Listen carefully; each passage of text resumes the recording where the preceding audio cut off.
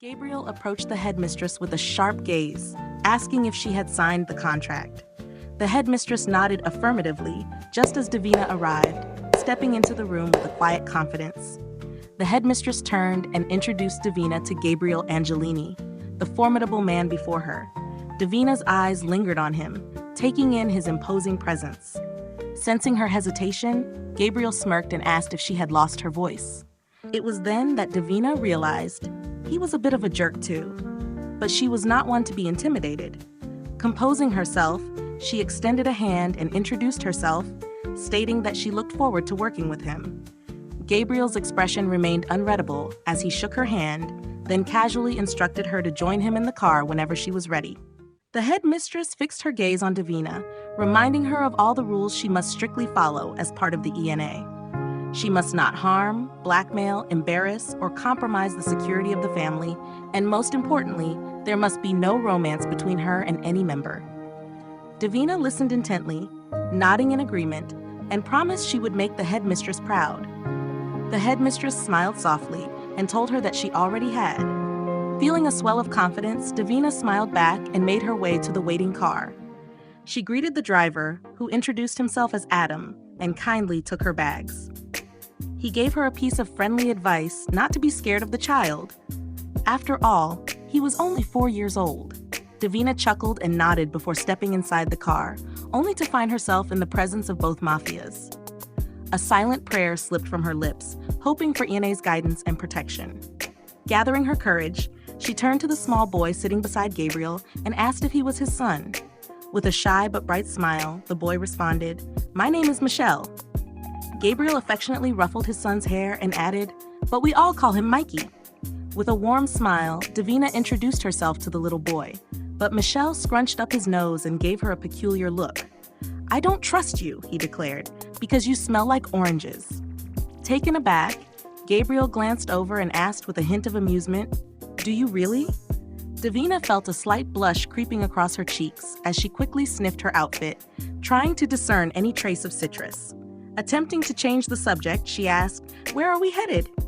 Michelle answered with a childish disdain, "A big mansion with ugly peasants." Before he could continue, Gabriel corrected him gently, "We just moved from Venice to Lyon." Davina, still adjusting to the unexpected conversation, remarked, "That's quite far. Lyon is in France." Gabriel nodded with a hint of a smile and offered, "The car has Wi-Fi if you need it." She noticed that the network was unsecured and felt a small twinge of concern. Suddenly, she heard a distinct click, the sound of the car doors locking. Gabriel glanced at Davina and stated firmly, "We don't drive with the doors unlocked. It isn't safe." Unfazed, Davina reached for her side of the door and unlocked it, countering, "But if there's an accident, it's safer to have them unlocked." Gabriel didn't miss a beat. He locked his door again, then leaned across her and swiftly locked hers as well.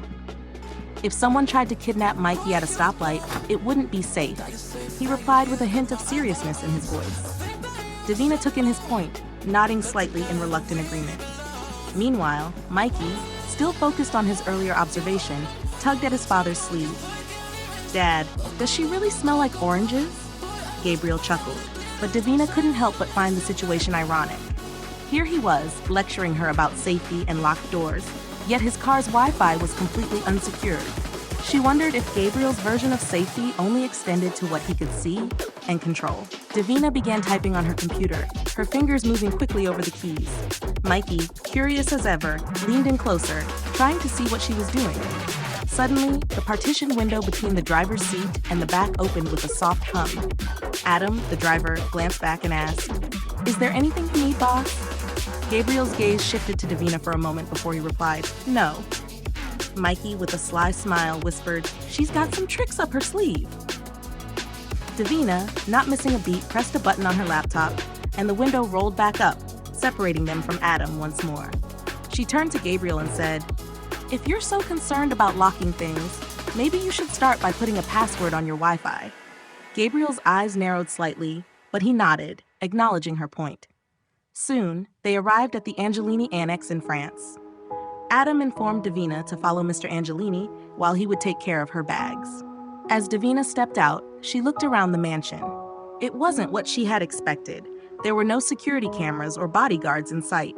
Gabriel led her inside, gesturing up the stairs. "Your room is upstairs," he told her. Turning to his son, he added, "Mikey, from now on, you'll be with Davina." Confused and upset, Mikey clung to his father. "I don't want to leave you, Dad," he protested. Gabriel's expression softened slightly.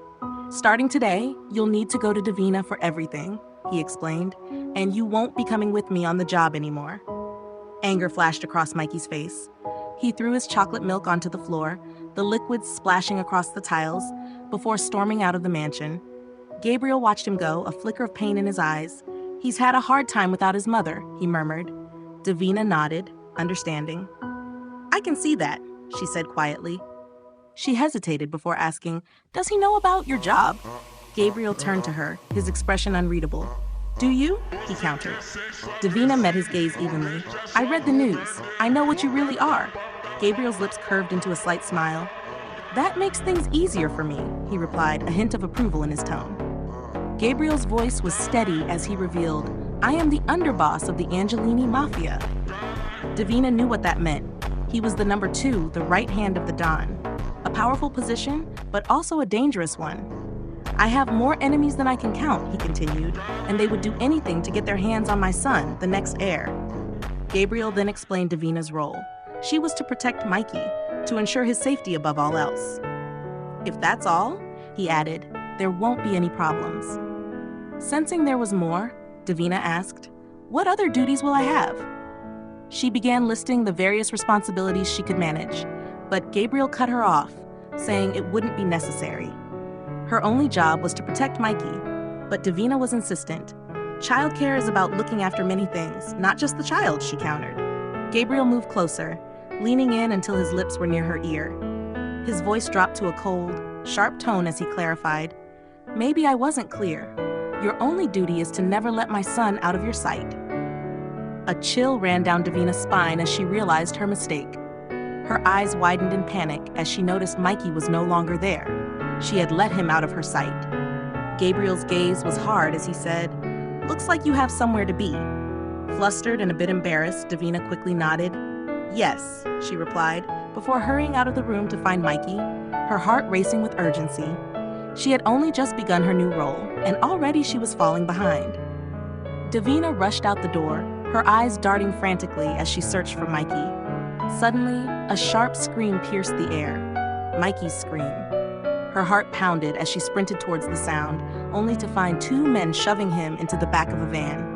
Panic set in as she watched the vehicle speed away. She was horrified. 2 men had kidnapped Mikey on her very first day. Turning back, she caught sight of Gabriel standing in the doorway of the mansion, his expression dark with fury.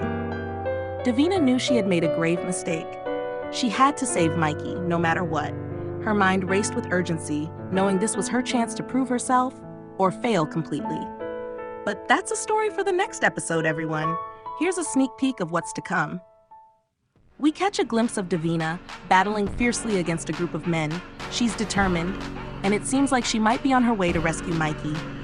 But how will it all unfold? You'll have to wait until next time to find out. See you next week. Bye!